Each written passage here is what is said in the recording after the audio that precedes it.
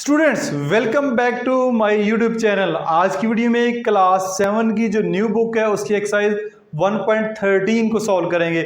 इससे पहले 12 एक्सरसाइजेज की वीडियो मैं अपलोड कर चुका हूं। उनको अगर आप यूट्यूब के ऊपर सर्च करना चाह रहे हैं, जस्ट आपने मेंशन करना है exercise 1.11 class 7 new book by learning zone. Otherwise class 7 की जो प्लेलिस्ट मैंने बनाई हुई है न्यू बुक की, वहां से भी उस तरतीब के साथ आपको एक्सरसाइज वाइज कंप्लीट वीडियोस मिल जाएंगी। क्लास 6 और 8 की वीडियोस भी मैं अपलोड कर रहा हूं, उनको भी इसी तरह आप यूट्यूब के ऊपर या मेरी प्लेलिस्ट में जाके सर्च कर सकते हैं।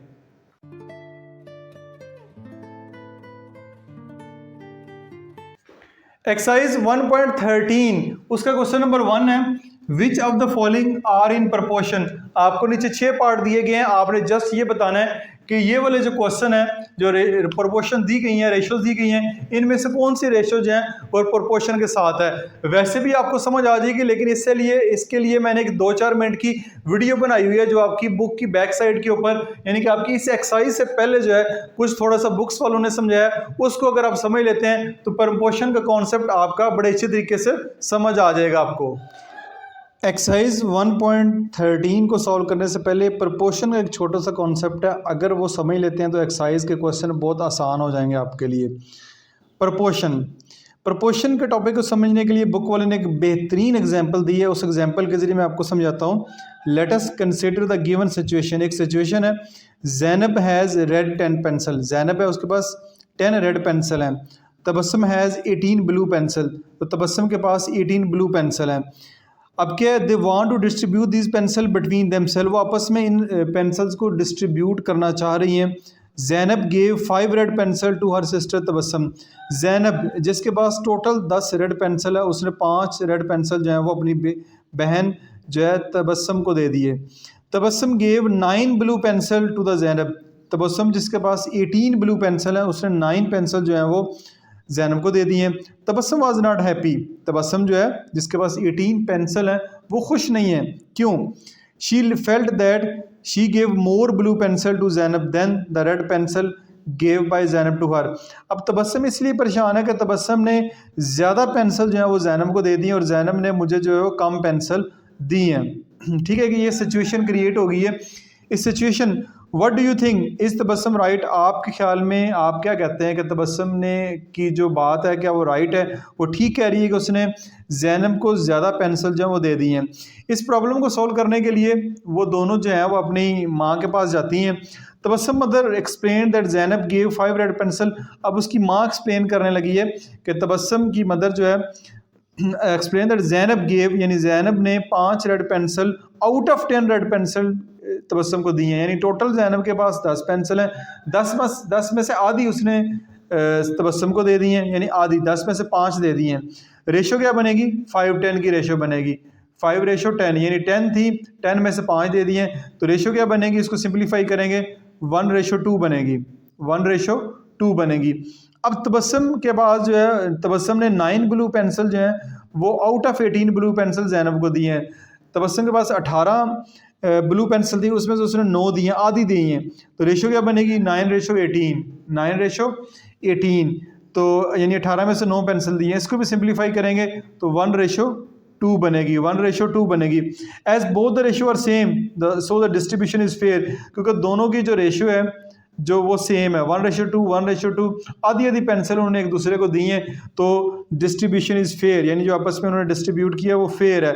लेकिन जो है वो तबस्सुम को लग रहा है कि मैंने ज़्यादा पेंसिल दी हैं। फिर भी इफ़ 2 रेशो आर इक्वल, अगर 2 रेशो आपस में इक्वल हो, then they are in proportion, तब वो आपस में प्रोपोर्शन होती हैं। अब आते हैं डेफिनेशन की तरफ।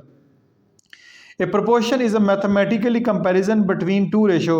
ए प्रोपोर्शन जो है एक मैथमेटिकली कंपैरिजन होता है बिटवीन 2 रेशो के दरमियान। In other words the equality of 2 ratio originate proportion. यहाँ आम जबान में कहें 2 रेशो को अगर आपस में इक्वल के बराबर रखा जाए तो प्रोपोर्शन निकलता है। इट इज़ डिनोटेड बाय, ये इसका साइन है, उम्मीद आपको नज़र आ रहा होगा, इसमें 4 डॉट आपको नज़र आ रहे हैं, ये प्रोपोर्शन का साइन है। इसको एक और एग्जाम्पल के ज़रिए देखते हैं फिर आगे मज़ीद। वो एग्जाम्पल है, in the above example we say that 5, 10, 9 and 18 are in proportion. यानी हम कहते हैं कि 5, 10, 9, 18 ये एक प्रोपोर्शन में है, विच इज़ रिटन एज, इसको कैसे लिखेंगे? 5:10 प्रोपोर्शन का साइन है, या इज इक्वल टू 9:18। अब अगर इसमें कितनी टर्म्स है प्रोपोर्शन में, आप जानते हैं 4 टर्म्स होती हैं, 1 2 3 4। If A/B and C/D are 2 ratios, अगर फॉर एग्जांपल 2 रेशोज हैं A/B and C/D are 2 ratios, then it is proportion is written as, को लिखेंगे कैसे, ये लिखा हुआ है A/B इज इक्वल टू, या प्रोपोर्शन का साइन है C/D। अब इसमें देखना है कि पहली और आखिरी टर्म जो आपको नज़र आ रही है A और D, इसको एक कलर दिया गया है, इसका नाम है एक्सट्रीम्स ऑफ प्रोपोर्शन की एक्सट्रीम वैल्यूज़ है सबसे पहली सबसे आखिरी, दरमियान में 2 हैं B और C, ये है मीन्स ऑफ प्रोपोर्शन से मुराद है मिडल वैल्यूज़। इनको लिखें कैसे, A/B है, इसको A और B लिख सकते हैं, C/D है, इसको C over D लिख सकते हैं। इनको क्रॉस मल्टीप्लाई करवाएंगे तो A को D से करवाएंगे इज इक्वल टू B को C से करवाएंगे, तो ये भी आपस में बराबर होंगी। ठीक हो गया। यहाँ पे A जो है वो फर्स्ट टर्म कहला रही है, B जो है वो सेकंड टर्म कहला रही है, C जो है वो थर्ड टर्म कहला रही है, D जो है आपके पास फोर्थ टर्म जो है वो आपकी कहला रही है। अच्छा जी, आपने उम्मीद है उस जो वीडियो है 4-5 मिनट की उसको एंजॉय किया होगा। अब हम चलते हैं क्वेश्चन की तरफ। Which of the following are in proportion, आपने बताना है कि नीचे 6 पार्ट है, ये प्रोपोर्शन में है या नहीं है, जस्ट ये बताना है। तो आप जानते हैं 7:2 इज इक्वल टू 35:10। अब ये बताना है कि ये प्रोपोर्शन में है या नहीं है। तो आप जान चुके हैं कि ये है प्रोडक्ट ऑफ एक्सट्रीम, ये है प्रोडक्ट ऑफ मीन। तो प्रोडक्ट ऑफ, यहां पे बेशक लिख लें, product of extreme is equal to product of mean. ठीक हो गया। अब ये मैंने इज इक्वल टू रखा है, लेकिन आपने चेक करना है कि इज इक्वल टू आता भी है कि नहीं। मल्टीप्लाई करते हैं, 7 multiply by 10, 7 multiply by 10 is equal to 2 multiply by 35, यानी पहली और आखिरी वैल्यू को दूसरी और तीसरी वैल्यू को मल्टीप्लाई करेंगे, 2 मल्टीप्लाई बाय 35। तो ये आपके पास क्या आ गया, 7 10 आर 70 इज इक्वल टू, वो 35 से मल्टीप्लाई करेंगे तो ये भी 70 आएगा। दोनों वैल्यूज जो है इक्वल आ गई हैं। हम ये कहेंगे which of the following are in proportion, यानी ये इन प्रोपोर्शन है, क्योंकि प्रोडक्ट ऑफ एक्सट्रीम और प्रोडक्ट ऑफ मीन की जो वैल्यू आपस में बराबर आ गई हैं। तो ये आपके पास ये पहला पार्ट है, ये प्रोपोर्शन में है। पार्ट नंबर 2 की तरफ चलते हैं। पार्ट नंबर 2 में आपके पास अगेन 2:6 इज इक्वल टू 5:20 है। तो product of mean product of extreme check करते हैं, 2 multiply by 20 is equal to 6 5 6 को 5 से करना है। Product of mean product of extreme, 20 को 2 से मल्टीप्लाई करेंगे ये आ जाएगा 40, 6 को 5 से मल्टीप्लाई करेंगे ये आ जाएगा 30। तो ये क्या आपस में 40 और 30 आपस में बराबर है? नहीं है बराबर, नॉट इक्वल टू। तो यहाँ पे ये कहेंगे नॉट इन प्रपोर्शन, यहाँ पे बेशक लिख लें product of extreme product of mean भी यहाँ पे लिखना चाहें तो लिख सकते हैं, दरमियान में नॉट इक्वल टू साइन डाल दें, बल्कि मैं लिख देता हूँ प्रोडक्ट ऑफ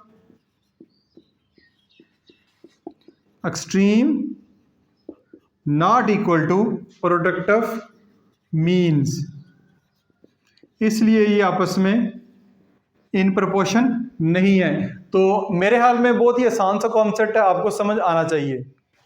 क्वेश्चन नंबर 1 के 2 और पार्ट देखते हैं, पार्ट नंबर 4। ठीक है जी, आपको वैल्यूज दी हुई हैं, product of extreme multiply by product of mean. ये है प्रोडक्ट ऑफ एक्सट्रीम, ये है प्रोडक्ट ऑफ मीन। तो बेशक पहले मीन वैल्यूज को मल्टीप्लाई करवा लें, इससे कुछ भी नहीं होता। Product of mean multiply by product of extreme, इनको मल्टीप्लाई करें, 8 0s are 0, 8 7s are 56, 560। 10 को मल्टीप्लाई करेंगे 60 के 56 का, तो ये भी आएगा 560। तो ये दोनों आपस में बराबर हैं। तो product of extreme is equal to product of mean लिखेंगे इन प्रोपोर्शन है। ठीक हो गया।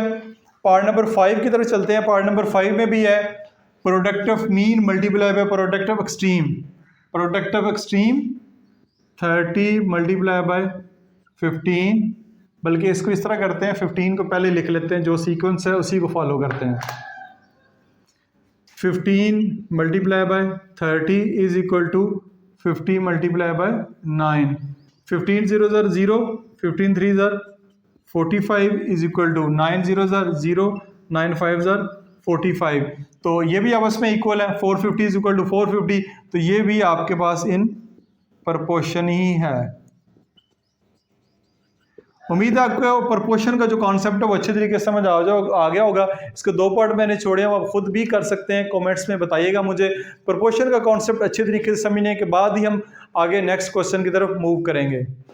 अच्छा जी, क्वेश्चन नंबर 2 की तरफ चलते हैं। क्वेश्चन नंबर 2 में कह रहे हैं find the value of variable in the following proportion. नीचे 4 पार्ट दिए गए हैं, 4 पार्ट में प्रपोर्शन के अंदर एक वैल्यू अननोन है, जैसे कि यहाँ पे तीसरी वैल्यू अननोन है, यहाँ पे पहली वैल्यू जो है वो अननोन है। इनको कैसे फाइंड करना है? तरीकाकार वही है, product of extreme, product of mean. यहाँ पे मैं लिख देता हूं प्रोडक्ट ऑफ एक्सट्रीम, ठीक है, is equal to product of mean values.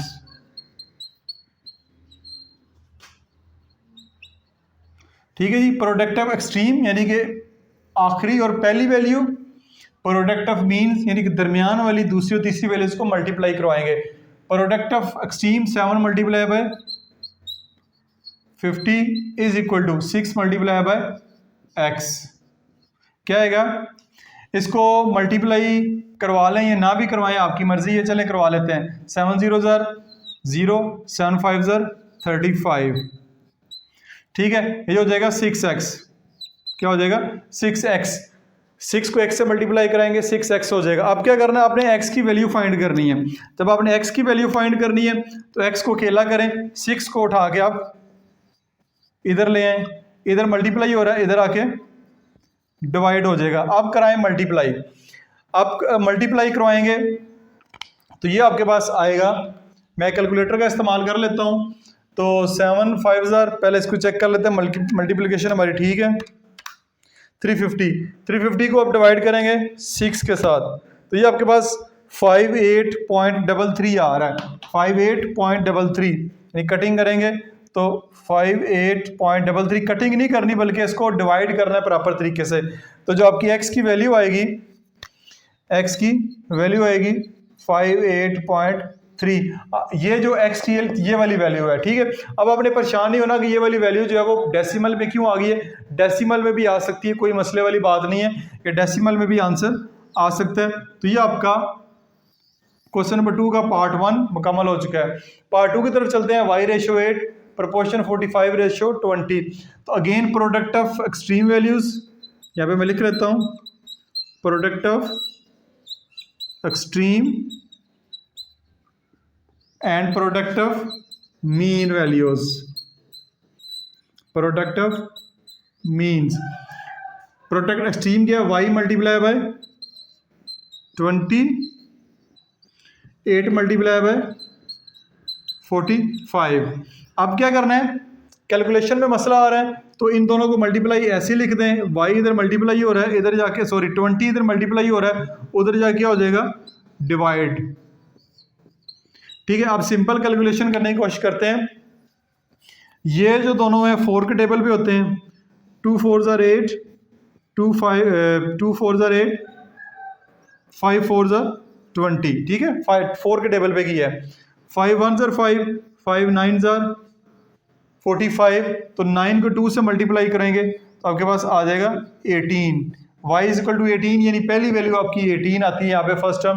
तो ये आपका था कि अगर आपको अननोन वैल्यूज दी जाती हैं, लास्ट टाइम ये वाला क्वेश्चन जो है क्लास 7 में शामिल था, अभी भी क्लास 7 में इसको शामिल किया गया है, बल्कि अब ये कॉन्सेप्ट जो है क्लास 8 में भी मौजूद है, क्लास 6 में मौजूद है।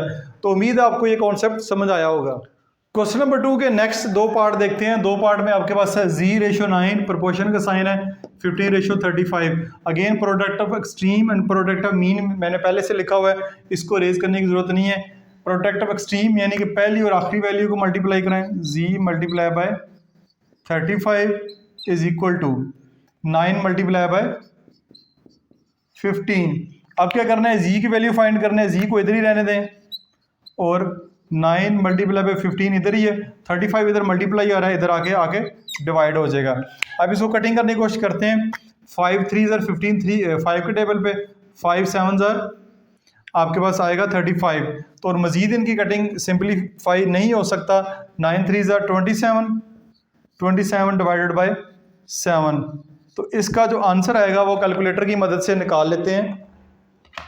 वो आंसर है जी हमारे पास 27 डिवाइडेड बाई 7। तो ये 3.8 इसका जो आंसर है वो आ रहा है।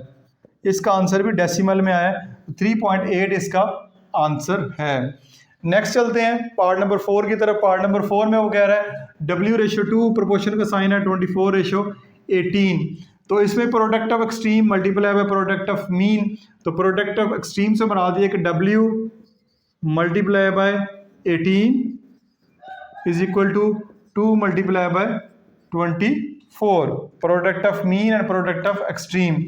तो अब देखते हैं, अब क्योंकि हमें W की वैल्यू फाइंड करनी है, W को आप इधर ही रहने दें। 2 मल्टीप्लाई बाय 24, 18 इधर आके डिवाइड हो जाएगा।